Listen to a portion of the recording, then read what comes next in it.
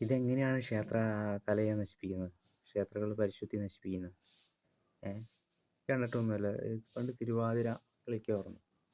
ഈ കൈകൊട്ടി കളി എന്ന് പറഞ്ഞാൽ അത്ര മോശം കളിയായിട്ടൊന്നും എനിക്ക് തോന്നിയിട്ടില്ല. കാരണം പലർക്കും അത് പല അഭിപ്രായം കാണും. എന്ന് വെച്ചാൽ ഒരു കലയെ ഇഷ്ടപ്പെടുന്നവരും ഉണ്ടാവും, ഇഷ്ടപ്പെടാത്തവരുണ്ടാവും. ഇഷ്ടപ്പെടാമെന്ന് വെച്ച് കഴിഞ്ഞാൽ എനിക്കൊരു ഇപ്പോൾ കഥകളി ഇഷ്ടം, എനിക്കൊരു ഇപ്പം എനിക്ക് കഥകളി ഇഷ്ടമല്ല. അത് ക്ഷേത്ര കലാകാരെ നശിപ്പിക്കുക എന്ന് പറഞ്ഞാൽ പലർക്കും അത് ഇഷ്ടപ്പെടില്ല. ചിലർക്ക് ഇഷ്ടപ്പെടില്ല, ചിലർക്ക് ഇഷ്ടപ്പെടുന്നവരുണ്ട്. എന്ന് വെച്ച് അത് ക്ഷേത്രകലയെ നശിപ്പിക്കുന്നതായിട്ട് എനിക്ക് തോന്നിയിട്ടില്ല. അതുപോലെ തന്നെയാണ് വീരനാട്യം. ഒരിക്കലും ക്ഷേത്രങ്ങളിൽ കയറ്റിയെന്ന് വെച്ചാൽ ഒരു കുഴപ്പമില്ല. അത്യാവശ്യം ഭക്തിഗാനങ്ങളൊക്കെ തന്നെയാണ്. പിന്നെ ഒരുപാട് സ്ത്രീകൾ ഇത് മുന്നിട്ടിറങ്ങുന്നുണ്ട്. എല്ലാ നാട്ടിലും ഇപ്പോൾ വീരനാട്യത്തിലെ ടോപ്പ് ടീമുകളാണ് നക്ഷത്രബരിഗണ, ആലിംഗലമ്മ.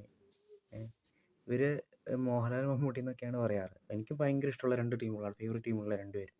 അപ്പം അതേപോലെ തന്നെ ഇപ്പോൾ ഓരോ സ്ഥലത്തും അവർ തന്നെ പറയുന്നുണ്ട്, ഓരോ സ്ഥലത്തും ഓരോ കൈകൊട്ടികളി ടീമുണ്ട്. ഒരു സ്ത്രീകൾ അതൊക്കെ മുന്നേറി വരുന്നുണ്ട്. സ്ത്രീകൾ വീട്ടിൽ പല കമൻറ്റും വരാറുണ്ട്, വീട്ടിലൊക്കെ അവർ ഇരുന്നാൽ പോരെ എന്നൊക്കെ പറയാം.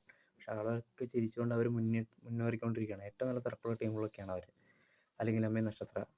അപ്പം അതുപോലെ തന്നെയാണ് അവർ നല്ല രീതിയിലൊക്കെയാണ്, അവർ ദൈവത്തൊക്കെ സ്തുതിച്ചിട്ടൊക്കെയാണ് ആ കല തുടങ്ങുന്നത് തന്നെ, അറിയാലോ.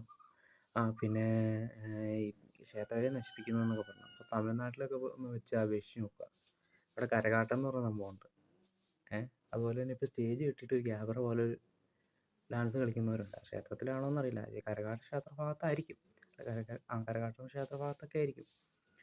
എന്ന് വെച്ചാൽ അവരുടെ രീതി വെച്ച് കമ്പയറിങ്ങേ ചെയ്യാൻ പാടില്ല. എന്നിരുന്നാൽ പോലും കമ്പയർ ചെയ്യുമ്പോൾ അവരുടെ വസ്ത്രധാരണം, മാന്യമായിട്ടുള്ള വസ്ത്രധാരണം ധരിച്ച് അവർ നല്ല എനർജറ്റിക് ആയിട്ടാണ് ഡാൻസ് കളിക്കുന്നത്. കാരണം എന്ന് പറഞ്ഞാൽ ഒരു പാട്ടെന്ന് പറഞ്ഞാൽ ചുമ്മാ ഒരു വട്ടം കൂടി നിന്നിട്ട് ഒരു തുള്ളി കളിക്കുമ്പോൾ അതിൻ്റെ ഒരു എഫക്റ്റ് നമ്മൾ തോന്നുന്ന പോലെ ഇരുന്ന് തുള്ളുന്ന പോലെയല്ല. അവരോ സ്റ്റെപ്പ് പഠിച്ചിട്ട് അവർ രീതിയിൽ എനർജറ്റിക്കായി തുള്ളണമെങ്കിൽ നല്ല കപ്പാസിറ്റിയും ഇതും വേണം. അപ്പോൾ അവരത് മെയിൻറ്റെയിൻ ചെയ്ത് അവർ കളിക്കുന്നുണ്ട്. അവർ കളിക്കുന്നുണ്ട്. അതിനെയൊക്കെ നമ്മൾ ബഹുമാനിച്ചേ പറ്റൂ. അപ്പോൾ ഒരുപാട് പേർക്ക് അത് ഇഷ്ടപ്പെടുന്നുണ്ട്. അവർ ഒരുപാട് പ്രോഗ്രാമുകൾ വിളിക്കുന്നുണ്ട്. അവർ ഇഷ്ടപ്പെട്ടിട്ടല്ലല്ലോ വിളിക്കുന്നത്, ഇഷ്ടപ്പെടാതിരുന്നുകൊണ്ടല്ലോ. അതുകൊണ്ട് ക്ഷേത്രങ്ങളിൽ ഈ കലാരൂപങ്ങൾ പ്രദർശിപ്പിക്കരുതെന്ന് പറയാൻ ആർക്കും അവകാശമില്ല. അത് പ്രദർശിപ്പിച്ചേ പറ്റൂ. നമ്മൾ DJ സനയുടെ അറിയാലോ, 2-3 ദിവസം ഭയങ്കര വൈറലായി. ആ DJ സന അങ്ങനെ ചെയ്തപ്പോൾ ആർക്കും ഒന്നും പറയാനില്ല.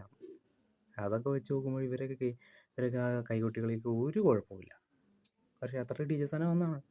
അപ്പം അങ്ങനെ നോക്കുമ്പോൾ ഇത് ക്ഷേത്രം നശിപ്പിക്കുന്ന ഒരു പ്രോഗ്രാമേ അല്ല, ക്ഷേത്രകലയെ നശിപ്പിക്കുന്നത്.